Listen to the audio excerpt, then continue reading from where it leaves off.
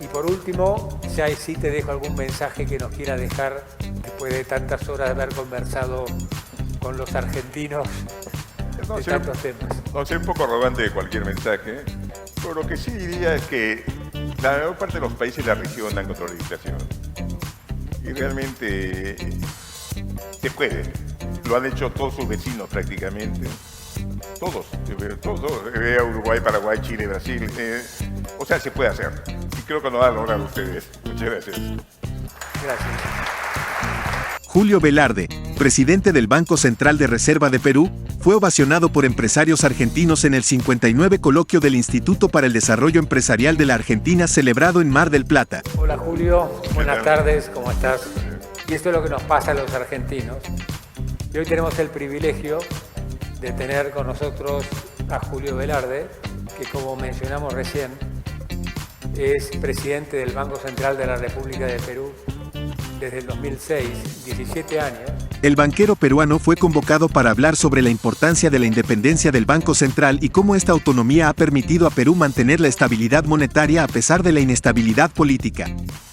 Velarde destacó la autonomía legal del Banco Central de Reserva de Perú y señaló que la institución es autónoma, lo que recibió con entusiasmo por parte del público argentino. ¿Cómo Perú logra la independencia del Banco Central? ¿Cómo fue este proceso que termina en este éxito de tantos años de independencia de los procesos políticos que hubo en Perú en los últimos años? Bueno, primero, gracias por la invitación. Realmente la autonomía legal constitucional se dio el 7-9, pero sin restricciones al Banco Central. En los 80 hemos tenido hiperinflación con Banco Central Autónomo. Recién se pusieron después restricciones a lo que puede ser el Banco Central. O yo puedo ser removido si presto plata al gobierno directamente. Puedo ser removido si compro bonos, que se compran por razones monetarias, no para financiar al gobierno, más allá de un porcentaje de la base monetaria, 5%. El caso de Chile ni siquiera pueden comprar bonos del gobierno y también están prohibidos de financiar al gobierno. No puedo establecer tipo de cambio diferenciado. Establezco un tipo de cambio diferenciado y puedo ser removido por el Congreso. Se considera falta grave. Va contra la Carta Orgánica. No puedo poner coeficientes para que presten los bancos a un sector particular. O no puedo obligar a los bancos a comprar bonos del Tesoro. También causa remoción. Es decir, somos autónomos, pero hay cosas que felizmente...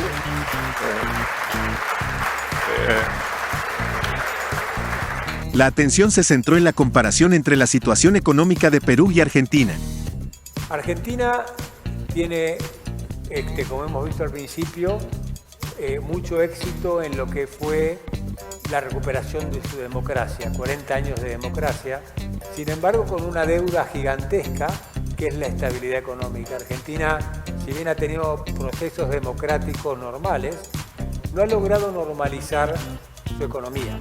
Mientras que Argentina enfrenta una alta inflación, restricciones cambiarias y múltiples tipos de cambio, Velarde destacó cómo la independencia del Banco Central peruano ha contribuido a mantener la estabilidad monetaria en su país.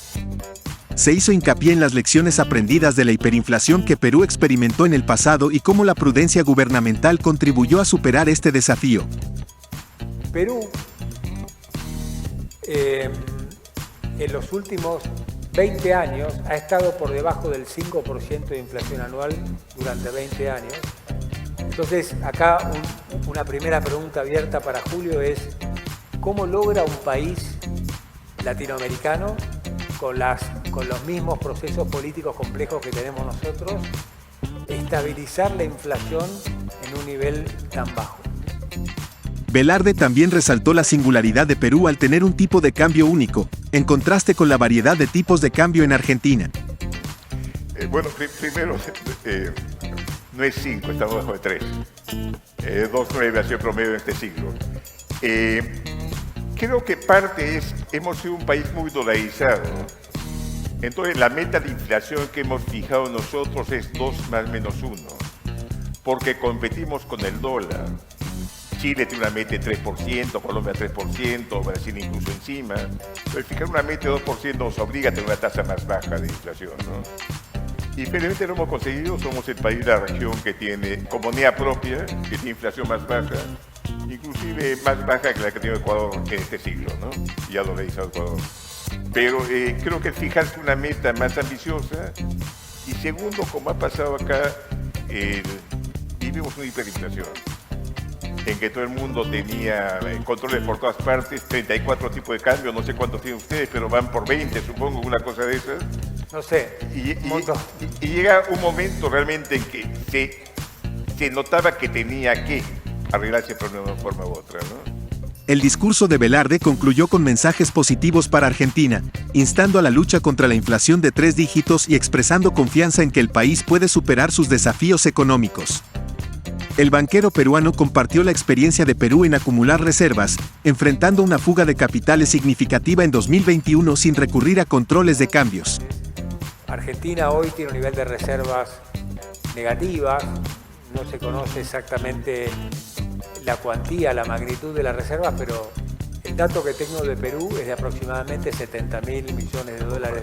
¿Cómo un banquero de Banco Central gestiona un volumen de reservas y lo compara con otros países para solidificar el desarrollo de largo plazo? Hubo entre 2009 y 2013 tal ingreso masivo de dólares que compramos 15.000 millones y se fortalecía el sol. Entonces, parte fue, compramos para que no se apreciara tan rápido el sol. Y después pensé en un momento que ya tenemos demasiada. Entonces, incluso comenzó a comprar bonos en dólar el gobierno porque creíamos que tenía muchas reservas. El 2021 entró un candidato radical que hizo pensar a la gente que perdían sus ahorros. Tuvimos la mayor fuga de capitales de la historia registrada, más de 8% de producto. Y agradecí de ese nivel de reservas. Y pudimos realmente evitar cualquier control de cambios simplemente en gran medida por tener reservas.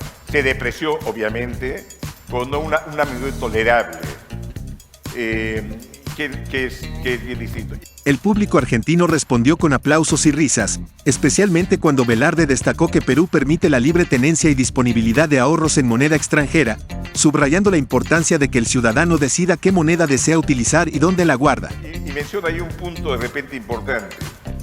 Y creo que somos de los pocos países que lo tienen la Constitución, no conozco otro en todo caso. En la Constitución se establece como un derecho ciudadano la libre tenencia y disponibilidad de los ahorros en moneda extranjera. O sea, un exportador minero o agrario no tiene por qué traer sus dólares. Puede dejar toda su cuenta en el exterior y siempre demanda los pagos que deben hacer de impuestos, planilla, etcétera, ¿no? Y creo que es bien importante. Y creo realmente es dinero del ciudadano.